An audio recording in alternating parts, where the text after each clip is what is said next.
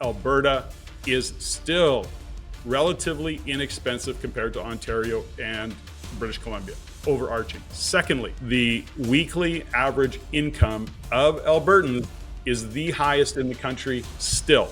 And we're not paying a provincial sales tax on that. So ultimately, there is more disposable income when people move to Alberta, and that's why they're moving to Alberta. Are you trying to tell me, Patrick, that when there's less taxes, people are more prosperous? Is that what you're trying to tell me right now? Affordability, affordability, affordability. You got handcuffs on compared to what happens in Alberta, Saskatchewan, and Manitoba with just landlord-tenant rules. And ultimately, you guys, like British Columbia, rent controls, didn't that have an impact? Patrick, are you saying that more regulations actually hurts renters? Is that what you're saying? Holy shit. It's kind of like someone should have said this before the election. Sorry, I digress. I was supposed to be calm about all this. It's a Trudeau on steroids, and the direction that Carney will take this country, I think it's in question. Let's talk about Alberta real quick, Patrick, because obviously, we're going to go speak there in a couple of weeks. So I'm excited to see what the flavor is down there. But let's talk about Alberta. How do you think this change of government is going to impact? And is it going to be more of the same? I mean, it's been 10 years of this crap. So is it going to be more of the same for Alberta specifically? I did hear, and I thought this was very fascinating. I heard an advertising on radio that talked about not purchasing stuff from the US and the Trump tariffs and all that various stuff. And what's interesting is I found out that the ad was actually from Enbridge, who said, if you don't want your gas to be imported from the US, go sign this petition, or they had some call to action kind of thing. I thought that was interesting because they're leveraging, the whole Trump tariff thing, the whole tariff thing, with hopefully having some cross-Canadian gas pipelines, and this was specifically for Enbridge, which is natural gas. So, but back to Alberta, what are your thoughts on this? Well, I think the federal government is going to put their emissions caps and on the industry. Danielle Smith's going to push back hard. There's going to be a constant battle between Alberta and the federal government to the degree that they can push back, and Danielle Smith can say, I'm not drinking that Kool-Aid. The talk of separation, a lot of saber rattling, perhaps. Will anything come to fruition? Probably not, but it's going to continue to have that level of uncertainty.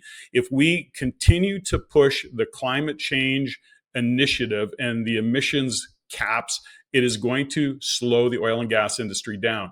What many in Ontario and Quebec do not understand, they're totally unaware of the fact that the billions of dollars that Alberta generates for the rest of the country, given the rest of the country economy is very slow, is shutting down.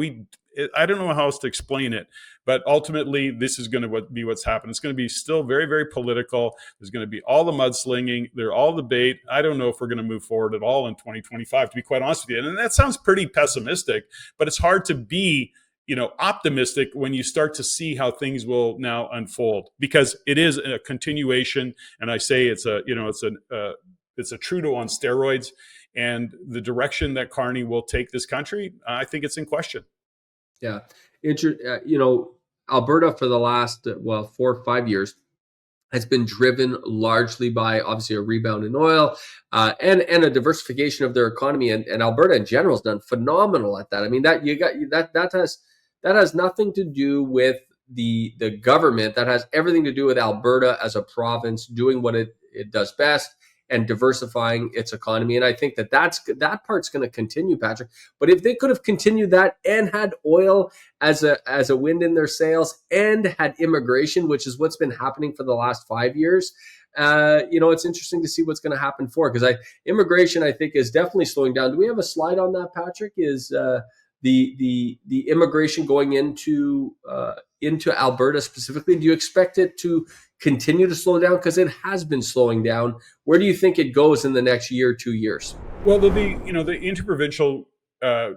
interprovincial migration will continue to the degree that it can continue. And yes, I've got a slide on that, by the way. So ultimately, the interprovincial migration will continue as it has, but it will slow down. And the reason it's going to slow down is we're going to see that job market soften. And depending on where you enter the job market, so if you're really educated in IT and engineer and you've got those talents, yes, that's going to be okay. The service sector, not so much. So the affordability and the lack of affordability, primarily in Ontario and British Columbia, will in fact drive people. It already is, and it's going to continue driving people to I Saskatchewan, don't know, Manitoba, and Pat. I Alberta. don't know. I don't know. I mean, okay, maybe let's actually talk about that, because Saskatchewan, Manitoba, yes. I mean, listen, you know, the affordability there compared to Alberta, Ontario, BC is off the charts because it's very, very well priced over there for homeowners for sure, and there's some great cash flow to be had as well for investors.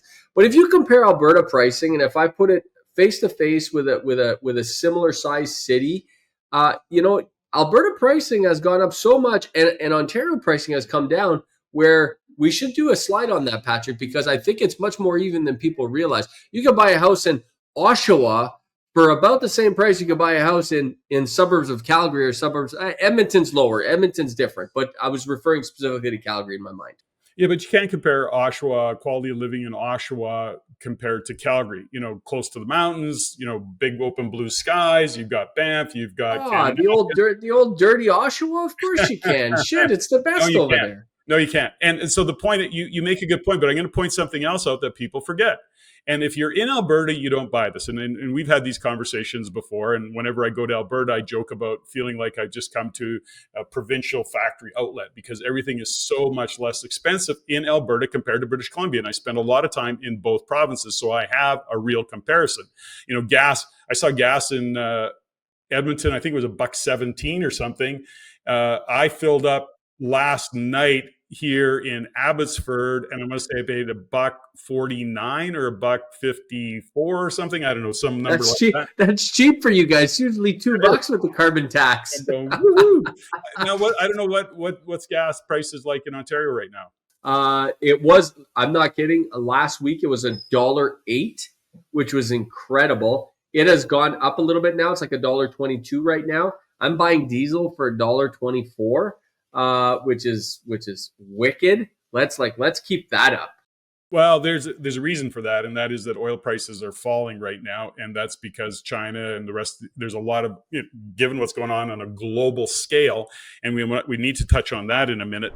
But let's go back to pricing and housing. So fundamentally, Alberta is still relatively inexpensive compared to Ontario and British Columbia, overarching. Secondly, the weekly average income of Albertans is the highest in the country still.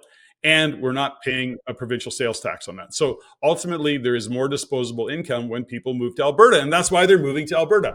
Shit, Patrick, are you trying to tell me, Patrick, that when there's less taxes, people are more prosperous? Is that what you're trying to tell me right now? affordability. Wow. Gosh. At the end of the BC, bring cash. So that's the joke around here. But ultimately, that's what we see. So British Columbia, Manitoba, Saskatchewan, and as from an investor point of view, let's face it, JG, you've got a property management company. Visture does lots of property management.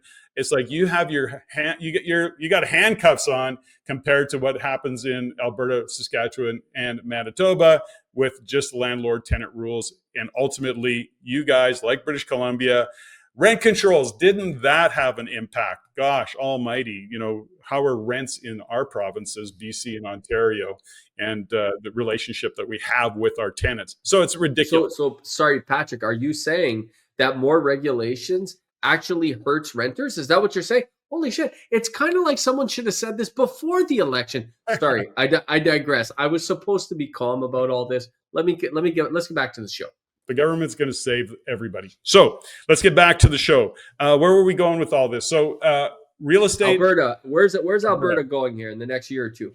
I think, well, listen, I think that we can't look a year or two down the road. I think we have to look 6 months down the road, and then we have to say, okay, given the trajectory of where it's going, I think real estate within Alberta is going to remain strong. I think that property types are going to keep hammering on that.